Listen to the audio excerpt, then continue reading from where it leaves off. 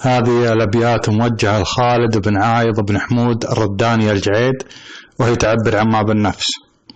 من يبى رفقه يخاوي له جعيد، مثل ابن عايض ويبشر بالسعد، لا بتنتشفيك باليوم الشديد ورجلهم مطنوخ يوفي بالوعد. لن تهب خالد يجي علمه وكيد، أشهد أنه بالمراجل مجتهد. الحمية الساقته يم العميد، وقال لو تبغى نجل قايد بعد، وحقق الله ما يشاء وما يريد، وانجلت عني همومي والنكد. محمد بن ذعار بن مغيرق العصيمي. والأبيات شيلها بصوت صالح الكحلة.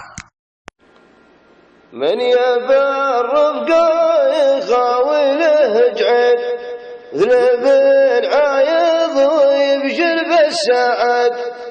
من يبى الرفقة يخاوي له جعيد، مثل ابن عايض ويبشر بالسعد. ثبت تشفيك باليوم الشديد، ورجلهم مطروخ يوفي بالوعد. لم تهب خالد يجي علمه وكيد، أشهد أن بالمراجل مجتهد.